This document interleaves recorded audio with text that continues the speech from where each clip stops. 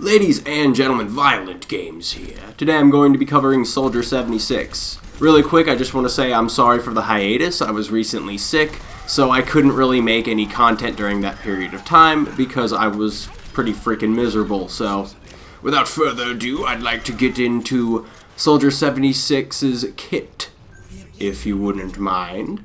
So, his primary weapon is called the Heavy Pulse Rifle. It is a rapid-fire hit scan, meaning that when you pull the trigger, each bullet instantly hits the target, as opposed to being a projectile that has travel time to each shot.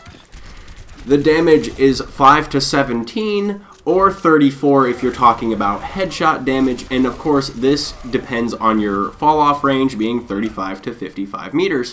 What this means is that Soldier 76's pulse rifle is probably one of the most consistent DPS weapons in the game because 35 meters is very, very far on Overwatch. In fact, 9 times out of 10 when you're fighting with Soldier, you're going to be within his 35 meters. So that is definitely a luxury to Soldier, not having to worry about spacing as much and being able to take people on at multiple different spacings, which we will definitely cover in the strategy segment. The rate of fire of the pulse rifle is 10 rounds per second. This totals up your body damage per second to 170 if you're landing all of your shots, and your headshot maximum DPS is 340. Now, you're rarely ever going to experience the maximum headshot DPS as Soldier 76, given the spread of his weapon. I just wanted to make that clear before anyone's like, oh, he's OP, blah, blah, blah. No, that's not the case. The ammo reserve that you have is 25 rounds in each clip, and the reload time is 1.5 seconds. So, let's summarize this weapon and how I feel about it and how I feel it is best utilized. Basically, when you're using the pulse rifle, you're going to want to actually use it at multiple ranges as long as you stick within that 35. I strongly, do not suggest shooting at anything outside of your 35 unless it's Farah. You should always take pop shots at Farah, but even when you're shooting at Farah, you're usually within that 35 meter range. Like I said, 35 meters is a long range in Overwatch, so that is definitely a highlight when it comes to the heavy pulse rifle. Now, when it comes to tap firing and burst firing and just holding down the trigger, it all depends on what range you're at. Though, to be honest, I will say this as a pure anecdote. It's not factual and it's definitely not complete strategic fact right now. But I don't think burst firing is all that great past 3 shots. And that's not super bad, but I find myself much more accurate when I tap fire, meaning that I shoot 1 round at a time. I actually prefer doing this for whatever reason, and I think you might as well. I definitely recommend experimenting with that and letting me know how you favor practicing with those 2 modes. Again, that's like holding down the trigger long enough for 3 rounds to come out versus just tapping the trigger as fast as you can to get the most accurate round off per shot. I actually prefer that a lot more. I think my DPS is much higher when I do that at the longer distances for Soldier's weapon, but yeah. And when it comes to running full auto, you'll know when to run full auto. Basically, when they get close enough, I would say like a medium range, like a 20 meter to 25 meters. I think that going full auto isn't super bad at those ranges depending on who you're shooting at. Meaning that if Roadhog is within mid-long, like say he's close to 30, around 25, you can actually fill him up with your entire cone of your crosshair. So do keep that in mind, that certain heroes are much easier to hit with Soldier 76's gun than others, that being usually tanks. So that is definitely a role for the heavy pulse rifle, is to kind of strip down tanks, or at least aid in stripping down tanks with your team. So, yeah, like I said, pulse rifle, freaking phenomenal gun. It's very consistent, it has a good DPS, and it has more functions that we're going to cover here in a second. So, talking about the first piece of the of the pulse rifle is the Helix Rocket. When you press L2, you shoot out a linear splash projectile that has a total damage of 120. The projectile speed of the Helix Rocket is 40 meters per second. The area of effect is 2 meters, and the cooldown is 8 seconds. The Helix Rocket by far is one of the things, in my opinion, that keeps Soldier from being a complete noob character. Being able to aim your Helix Rocket and hit enemies directly with it is extremely important to Soldier's role, and I highly recommend, if you want to main this character, that you practice doing so. It's definitely the difference between a good and a bad Soldier, is your capabilities of landing the Helix Rocket, and with that being said, I hope I land at least a few Helix Rockets so I don't look like an asshole.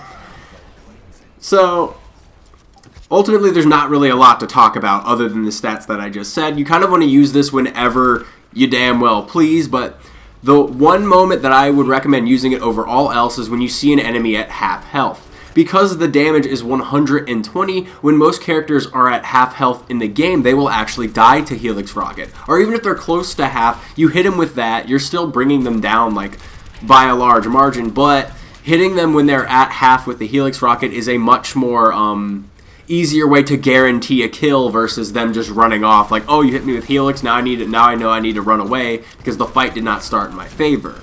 You're kind of preventing that from happening. And it may allow the enemy to think that you're afraid to use it because you think you're going to miss or something like that. So I highly recommend using it when enemies are at half health. Except for tanks, of course. It's not really going to do much to tanks, but you can lob it in there if you really wanted to. But direct hits are so important because of how poor that 2-meter radius of splash damage is. It's not that reliable for like hitting multiple targets at once. You really do want to focus fire with the Helix Rocket. That's all I have to say on that. Now next up we have a what would you call it? An ability? Gosh, I'm sorry guys. I've been really sick. I still am technically, but my throat feels better. So let's talk about his ability Sprint. You get an 8.33 meters per second run, and the duration is until cancelled.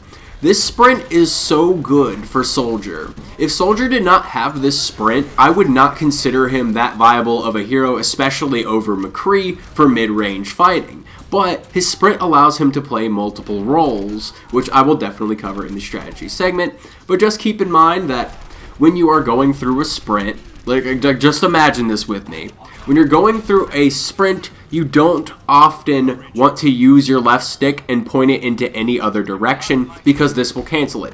You want to push forward with your analog stick and basically use your right stick to navigate left and right and kind of turn your character. This is the best way to sprint for Soldier 76. If you try to turn with the left stick, you're going to cancel your sprint prematurely. Now, you could do this strategically, but you should definitely keep that in mind because I do see some soldiers canceling their sprint a bunch of times because they don't understand this mechanic, so I kind of wanted to throw that 2 cents in there. Now, next up, we have Soldier 76's heal, Biotic Field. Biotic Field heals for 40 health per second. I almost said heals per second. You know what? Heals per second sounds fine, too. I don't know why I was critical of myself. The area of effect is a 5-meter radius, but that is visibly displayed when you put it down, so there's really not a lot to reference there. The duration is 5 seconds, and the cooldown is 15 seconds. This is another outstanding ability behind Soldier 76. Biotic Field, being an assault character that has a self-heal is a big deal in this game. And not only are you a character that has a self-heal, you're also a very evasive character because of that sprint. So that gives you a lot of options as to pop in and out of combat, kind of like a guerrilla fighter. And not only that, but when you're pushing payloads or something, you can slap this on the payload and effectively heal your team along with it. So basically, it's just awesome. Sorry, I lost my train of thought there for a second. But yeah, you can use it to heal your teammates if you're doing well and if you're getting health kits. You can use it to heal just yourself. Literally, there's no wrong way to use Biotic Field, and that's kind of why I lost my train of thought, because I was wanting to give you advice. I'm like, what's there to really say? You just use it. It's great. But one thing I guess I could recommend is try to use it to heal your teammates a bit more than what I see most people doing. You can use this to alter team fights. If everyone's clumped up together, and if you drop this and it hits like 2 or 3 of your teammates, your team's more likely to win the fight if they stand on top of that heal. Like, any heals per second going on during a large engagement can be very advantageous because it's like having a lesser mercy on the field for that 5 seconds that it's down. So definitely keep that in mind. Biotic feels super dope. Now let's move on to the last part of this kit, the Tactical Visor. Now Tactical Visor has a 6-second duration and has a 1,650 charge. Now this is actually a slow charge, guys. This is one of the slowest charging abilities in the game, in my opinion. It just feels like at most I get this 2 to 3 times around, especially if it's a competitive match, meaning that I'm not just sweeping everybody and getting Visor constantly because I'm getting so much points. In a tough skirmish, you can only really get 2 or 3 uses out of the Visor. So you do want to use this very conservatively and try to use it very preemptively as well. What I mean by that is try to understand what can happen when I pop the Visor. Is Reinhardt going to put up his shield? Is Zenyatta going to use Transcendence? When did all this occur? Who's on their team? You know, should I get behind the enemy team before I use Tactical Visor? There's a ton of ways to use Tactical Visor in general, whether you want to flank, whether you just want to rush in behind a Reinhardt and basically take no damage. If Ana buffs you, you can run in the middle of a team and just activate it and just like kill all their 200 health targets. But I guess the finer point to Tactical Visor would definitely be you want to start Tactical Visor when you're looking at the healer of the enemy team. This is the character you want to down as fast as possible. And being in, like, really centering your crosshair on that healer and making sure you get that healer down is definitely the best way to alter a team fight. Even if you die during the ultimate, if you've killed the healer, you've done something significant. And it's not something to shake a stick at. Additionally, if you do die, you can sprint back faster than the other enemy teammates who died in that skirmish as well. So you're getting back on the field sooner than they are because of your sprint. Again, there's a lot going on with Soldier. He's a really cool character. So I guess let's talk about strategies real quick.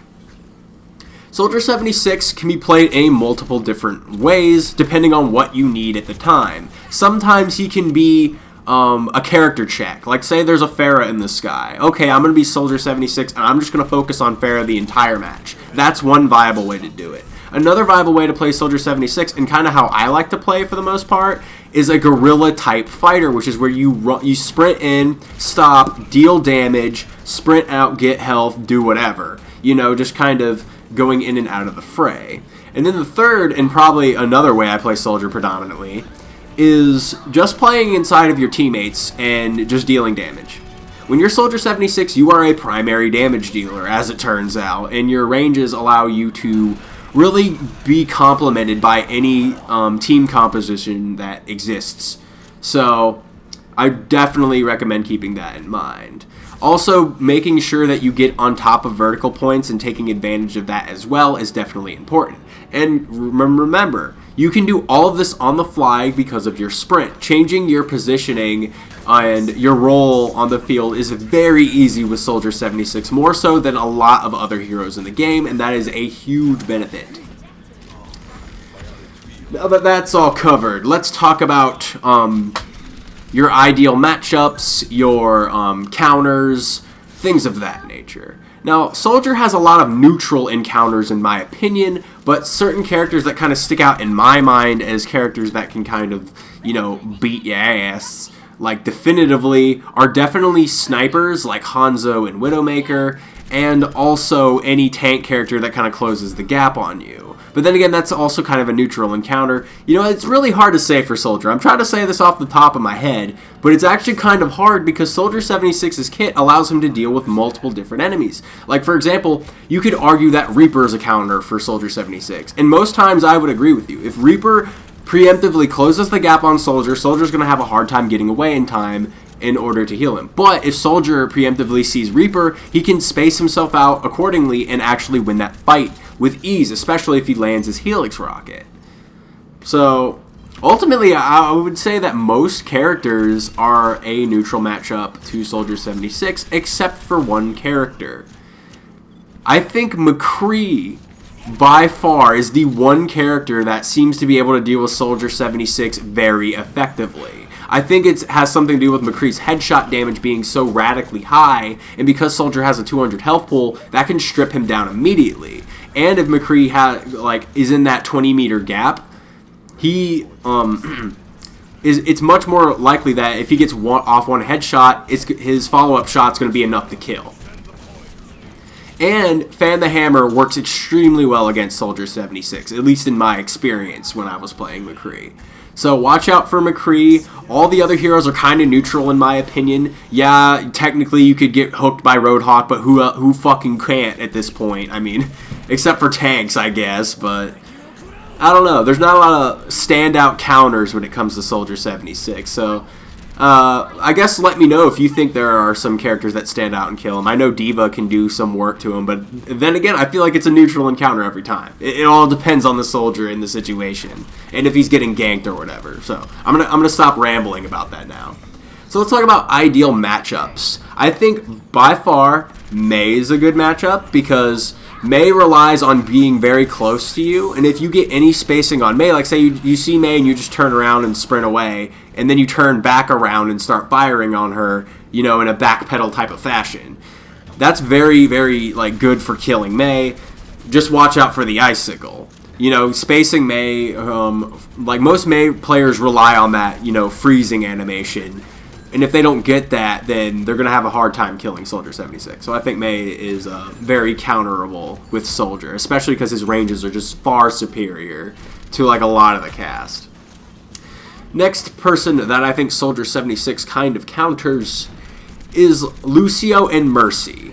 Because Lucio kind of jumps around a lot, having a very effective ranged weapon to kind of just spray and pray at Lucio is very, very effective for killing him. You can just kind of spread bullets and eventually you will kill him. And if you predict where he's jumping to, sorry I stuttered there. If you predict where he's jumping to, you can preemptively aim a Helix Rocket in his direction based on his momentum, like ergonomics, like Hanzo always says. As far as that goes, he can kind of... No, that's a neutral encounter. I'm having trouble again with this. I feel like a lot of the heroes in the game are neutral encounters to Soldier 76. I guess that's it. I can't, like, think of anyone who, like, is a definitive counter. I guess Torbjorn? I honestly don't know, but... Torbjorn can get spaced out very easy by Soldier 76's kit, and especially the fact that his Helix Rocket goes right where he points, you know, it's going to deal a lot of damage to his turret, so I guess Torbjorn as well. Gosh, this is the one time I have, like, trouble, like, talking about counters and such. And I guess Bastion can kill you. I mean, that's always a thing, but that's anybody if they're caught off guard, so... Anyways, I'm going to end this before it gets any more awkward. Anyways, guys, that's all I really have to say for Soldier 76. Oh, just wanted to throw in real quick, all team compositions work with this guy. All of them. There's like never an instant that picking Soldier 76 isn't a good thing. That's why I didn't really go into team comps, because there's no reason to. He's good for everything. He doesn't even need healers on his team. He can heal himself. He's great. Anyways, guys, let me know what you thought about this video. Sorry there's not going to be any violin in this one because I'm just sick and I don't want to snot all over my instrument. It doesn't sound appealing. So, yeah. Thanks for watching if you did. I hope you learned something. That's very important to me. Hope you learned something, and peace out. Sounds like I said piss out again. I need to stop that. It's not funny. No one ever said that was funny.